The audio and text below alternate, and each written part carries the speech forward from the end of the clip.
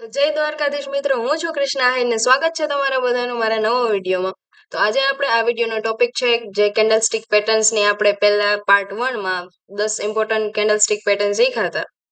એ જ રીતે આજે પણ પાર્ટ 2 માં પણ આપણે બીજી 10 કેન્ડલ સ્ટિક પેટર્ન શીખવાની છે જે વધારે ઇમ્પોર્ટન્ટ છે. તો વિડીયોમાં લાસ્ટ સુધી બન્યા રહેજો. વિડીયો ગમે તો લાઈક કરી દેજો, શેર કરી દેજો અને કમેન્ટ કરવાનું ભૂલતા નહીં. અને ચેનલ પર અગર નવા હોય તો ચેનલને સબસ્ક્રાઇબ કરવાનું પણ ભૂલતા નહીં. તો લેટ સ્ટાર્ટ.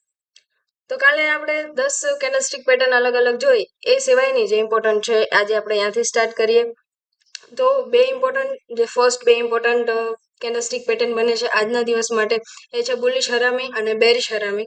હરામી શબ્દનો મતલબ એક પ્રેગ્નન્ટ લેડી થાય છે, બીજી ભાષાનો શબ્દ છે. બહુ ઇમ્પોર્ટન્ટ કેન્ડલસ્ટિક પેટર્ન છે આ. સારા ઝોન પર ને વોલ્યુમ કન્ફર્મેશન સાથે અગર આ પેટર્ન બને તો સારું એવું મોમેન્ટમ માર્કેટમાં આપી શકે છે. તો બુલિશ હરામી શું છે, તો એ માર્કેટ ડાઉન ટ્રેન્ડમાં આવતું હોય, ટોટલી માર્કેટ ડાઉન ટ્રેન્ડમાં હોય ને પછી એક રેડ કલરની કેન્ડલ આપે. ડાઉન ટ્રેન્ડમાં જ રેડ કલરની સારી એવી કેન્ડલ આપ્યા બાદ એક ગ્રીન કલરની કેન્ડલ હોય જે ક્યાંથી ઓપન થઈ જાવ, આ આગલી રેડ કેન્ડલ છે અહીંયા ક્લોઝ થઈ તો અહીંયાથી ગ્રીન ઓપન થવી જોઈએ ને, અગર થવી હોય તો, પણ નહીં, થોડીક ગેપ અપ ઓપન થાય. એનું ઓપનિંગ આ પ્રાઇસ થી ઉપર હોય અને એનું ક્લોઝિંગ અહીંયાથી નીચે હોય. આ રીતનું જે રેડ કલરની કેન્ડલ છે એની બોડીની અંદરમાં એક ગ્રીન કલરની કેન્ડલ બને. આ પેટર્નને આપણે બુલિશ હરામી પેટર્ન કહી શકીએ છીએ. અને આવી પેટર્ન બન્યા બાદ ત્યાંથી માર્કેટ અપ જવાના ચાન્સીસ હોય છે, એટલે આનું નામ બુલિશ હરામી છે. માર્કેટ ત્યાંથી પોતાનો બેરિશ ટ્રેન્ડ ફિનિશ કરીને બુલિશ ટ્રેન્ડમાં શિફ્ટ થાય છે, બરોબર. અને સેમ એનું જ ઓપોઝિટ બીજી જે કેન્ડલસ્ટિક પેટર્ન છે એ બેરિશ હરામી પેટર્ન છે, જે એક બુલિશ ટ્રેન્ડમાં, બુલિશ મતલબ અપસાઇડના માર્કેટમાં એક ગ્રીન કલરની સારી એવી કેન્ડલ બને. અને ત્યારબાદ એની પછીની જે સેકન્ડ કેન્ડલ હોય રેડ કલરની, એ કઈ રીતની બને, તો જો માર્કેટ અહીંયા પર ક્લોઝ થયું હોય તો નેક્સ્ટ કેન્ડલ બનવી હોય તો અહીંયાથી બનવી જોઈએ ને, પણ ત્યાંથી નહીં, થોડીક ગેપ ડાઉનથી બને.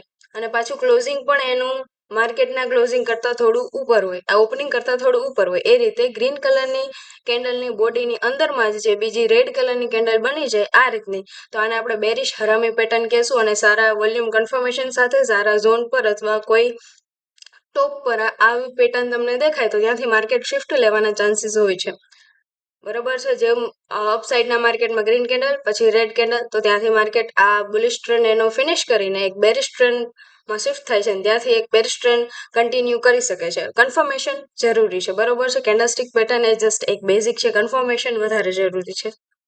ત્યારબાદ બે ઇમ્પોર્ટન્ટ કેન્ડલસ્ટિક પેટર્ન આપણે શીખી ચૂક્યા છે અને એને જ સિમિલર, એનાથી થોડું સિમિલર, થોડું એડવાન્સ અને રિલેટેડ જ છે. બીજી આપણી જે ત્રીજી ને ચોથી કેન્ડલસ્ટિક પેટર્ન છે, પહેલી છે બુલિશ હરામી ક્રોસ અને બીજી છે બેરિશ હરામી ક્રોસ.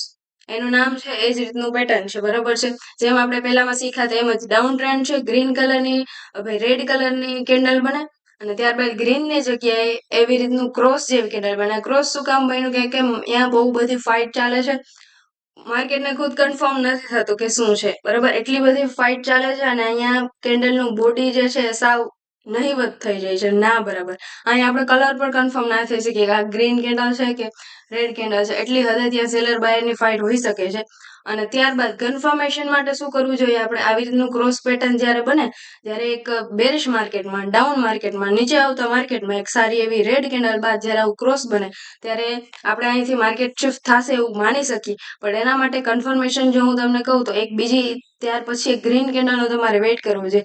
ઈ ગ્રીન કેન્ડલનું ક્લોઝિંગ અગર આ જે કેન્ડલ છે એની ઉપર આપી દે તો તમે થોડા કન્ફર્મ થઈ શકો છો કે હવે માર્કેટ છે એનું જે બેરિશ ટ્રેન્ડ છે, જે ડાઉન ટ્રેન્ડ છે, એને ફિનિશ કરીને ત્યાંથી એક બુલિશ ટ્રેન્ડ, મતલબ કે અપસાઇડનું ટ્રેન્ડ ફોલો કરી શકે છે ને એ આખું શિફ્ટ થઈ શકે છે. હવે માર્કેટ ત્યાંથી ઉપર જવાના ચાન્સીસ છે. ક્યારે, જ્યારે ડાઉન ટ્રેન્ડમાં માર્કેટ હોય, રેડ કેન્ડલ આપે પછી એક ક્રોસવાળી કેન્ડલ આપે, જેનો આપણે કલર કોઈ પણ હોય, ડઝન્ટ મેટર.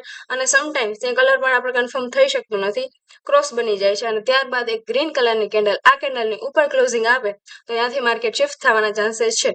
આને બુલિશ હરામી ક્રોસ કહેવાય છે, બરાબર. પેટર્નનું નામ છે ને ત્યાંથી માર્કેટ અપસાઇડ જવાના ચાન્સ છે. ત્યારબાદ છે બેરિશ હરામી ક્રોસ, સેમ એ જ રીતે એનું ઓપોઝિટ છે.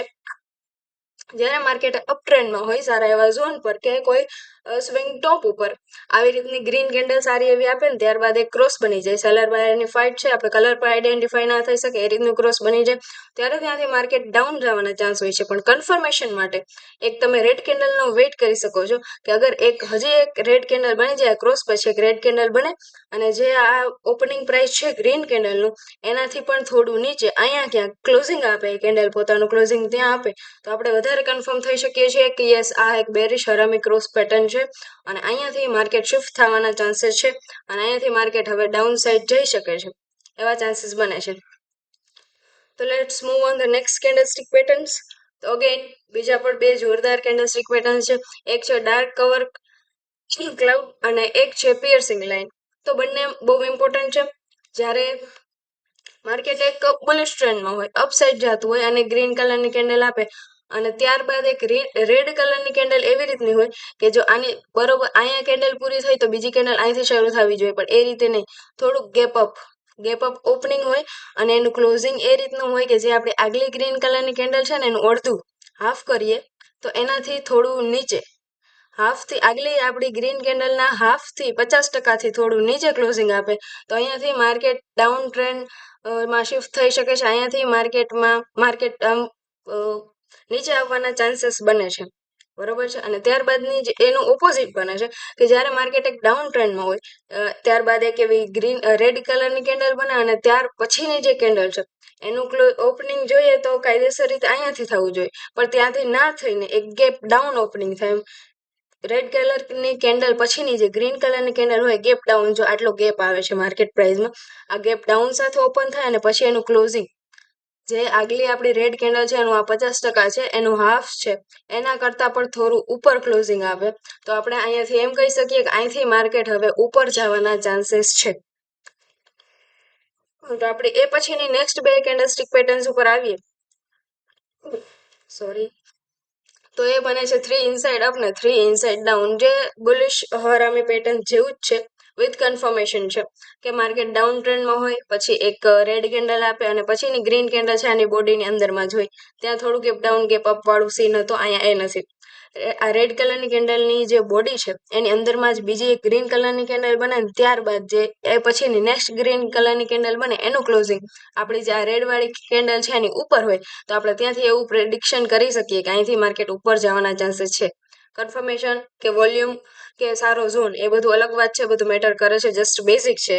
તમને ફરીવાર કહું છું કે કેન્ડલસ્ટિક પેટર્ન એક બેઝિક છે, પ્રોપરલી તમે આના પર ડિપેન્ડ ના થઈ શકો, તમારે એની માટે પ્રોપર કન્ફર્મેશન જોઈએ, કેન્ડલ ક્લોઝિંગ જોઈએ, સારા ઝોન પર પેટર્ન્સ બનતી હોય તો વર્ક કરે છે. બાકી સમટાઈમ્સ બધી પેટર્ન વર્ક કરતી હોય અગર જો એ સારા ઝોન પર હોય તો એ વધારે મેટર કરે છે. બાકી પેટર્ન બધી વેલ્યુએબલ જ છે, પણ ઝોન મેટર કરે છે, ટ્રેન્ડ મેટર કરે છે, એની જે જગ્યા છે લોકેશન મેટર કરે છે.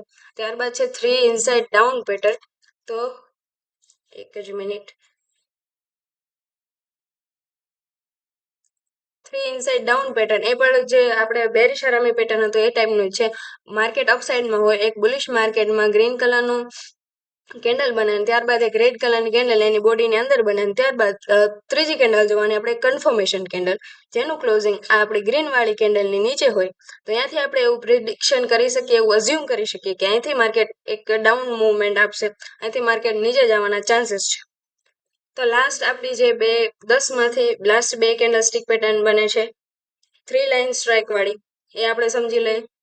તો બેરિશ માર્કેટ માટે જ્યારે માર્કેટ ડાઉન આવતું હોય, માર્કેટ નીચે પડે છે ત્યારે ગ્રીન કલરની રેડ કલરની 3 કેન્ડલ હોય, માર્કેટ ડાઉન ટ્રેન્ડમાં છે, રેડ કલરની 3 કેન્ડલ છે, ત્યારબાદ ઓચિકતાની એટલી મોટી એક ગ્રીન કેન્ડલ આપી દે કે ત્રણેય માર્કેટને કવર કરી લે, ઢાંકી દે ત્રણેય કેન્ડલને કવર કરી લે, ત્રણેય કેન્ડલ ઢકાઈ જાય એવડી એક ગ્રીન કલરની કેન્ડલ બની જાય, જેનું ઓપનિંગ જે આપણી 3 રેડ કેન્ડલ છે એની ક્લોઝિંગ કરતા નીચે હોય અને એનું જે છે ક્લોઝિંગ એ પણ આ ત્રણેય કેન્ડલની ઉપર હોય. એટલી જોરદાર સ્ટ્રેન્થ વાળી ગ્રીન કેન્ડલ અગર બને તો અહીંથી ચાન્સ છે કે માર્કેટ હવે ઉપર જશે.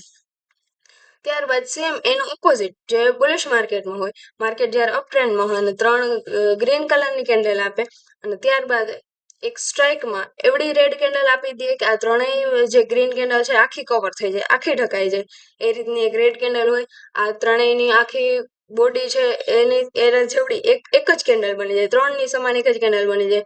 એનું જે છે ઓપનિંગ આ બધાની ઉપર હોય ને ક્લોઝિંગ આ બધી જ કેન્ડલની નીચે બને.